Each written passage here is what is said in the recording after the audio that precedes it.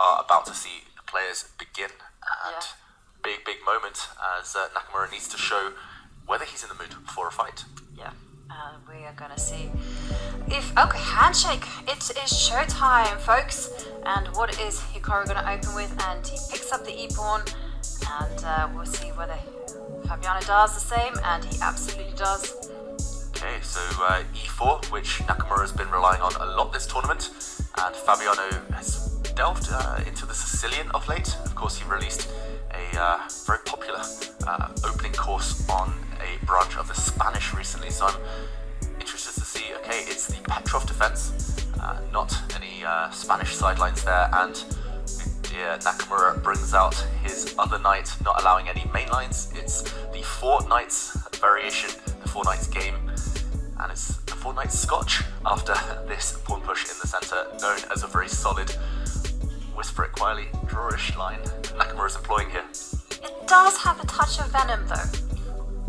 But maybe not at this level. Not in recent times, unfortunately. Lots of forcing variations here. Yes, I do remember that in Norway chess, Ari and Tari used this particular variation to almost force a draw against Magnus Carlsen. He later apologized to the crowd and said, "I'm sorry, but you know what to do when you're facing Magnus Carlsen." But yeah, the bishop now comes out to pin the knight against the king, and now there is a threat against the e-pawn. And there we see the knights trade off. This is all very standard. Bishop will come to d3. This opening, at least the 4 knights these days at the top level, as you mentioned, is used when you want to eliminate all risk.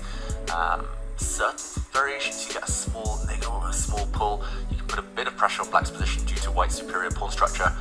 But everything's been worked out these days in this opening, especially because everything is so forcing as we see knights off the board, the centre opening up. Black has 2, 3 even main moves here. You can simply recapture the pawn. You can even just castle because you have big threats against the white king in the centre.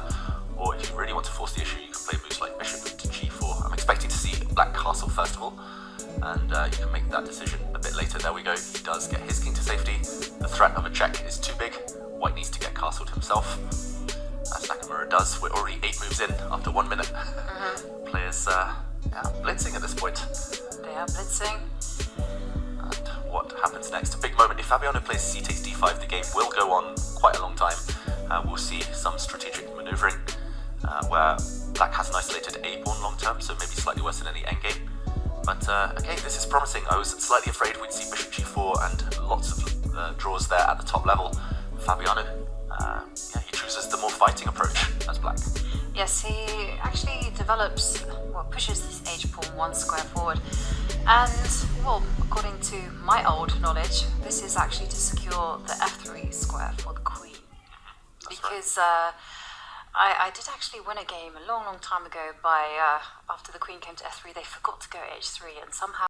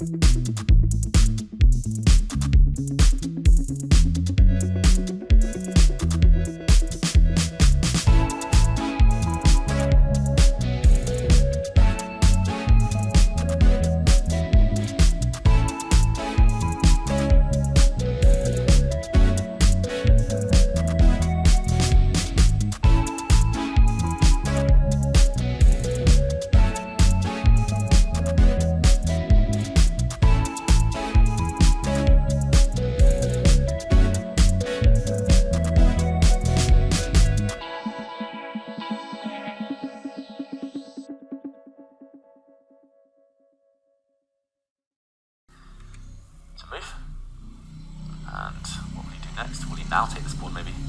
And the one thing you might hesitate from is taking the rooks, because opposite colour bishops always have some drawing chances. Although here you will get two connected pass pawns in the near future, for example bishop c7. This looks winning as well, to be honest. If the pawn moves, you just bypass king g3, step by step. Keep moving up the board, yeah. Even this looks completely winning, so... Actually might be the most professional way. You minimize the risk. He's very professional, Hikaru. He Yeah. always do what it takes, more than that, to win his games. Well, that's the way to win opens, right? You use your energy wisely. Yeah, minimal calculation. Just choose the path that you know the opponent has zero counterplay, zero hope. The evaluation bar might say it's totally winning in multiple ways. You can pick off pawns, for example, create your own pass pawn, but why allow any glimmer of hope? Yeah. And What's he going for? looks like he was reaching for the black rook. Is he going to take it? He does take it with his bishop. Nice angle there that we saw. And we're heading down that line. If black's pawn were back on f5, it would be far more tricky, but here he's simply going to attack that pawn as he clears dust from the board. And there we go. Bishop g5. Yep. Caruana. Giri sense blood here. Giri perched over the shoulder. He's got to play f3, Fabiano. And last trap, do not take that pawn. It wasn't captured, of course. If white had taken it, then easier to stop two disconnected pawns. This might even be a draw, but after g4, it's over. King g3. The pawns are rolling. Yeah. And let's catch up. And the players just playing very fast now. The plans are very straightforward. I think there's one final trap before you get ambitious with the pawns on the king side. Perhaps secure the placement of the pawn on a4. Put it on dark squares. Yeah. I think the clinical move here would be bishop to d2. Yeah. I don't even think you need to do that. Yeah, bishop d2. Played it. Yeah, just stop the black c pawn in its tracks. Put the bishop on c3. Put the pawn on a5 and push, and he wins. Hikaru Nakamura. Fabiano resigns. Yeah, Hikaru Nakamura with 7.5 points is now the sole leader for the moment, and there you can see the two players just discussing, analysing their game. But great job for Hikaru, but a disappointing day for Fabiano. Yeah, Fabiano just never got a look into this game. By the time he survives the first attack, he had only a few seconds left on his clock. And nice win in the end, from start to finish from Hikaru. He takes the sole lead as things stand. Yep, beautiful play from Hikaru. Well, he is in the sole lead for the moment, but let's cast our eyes on the other four players on 6.5 points.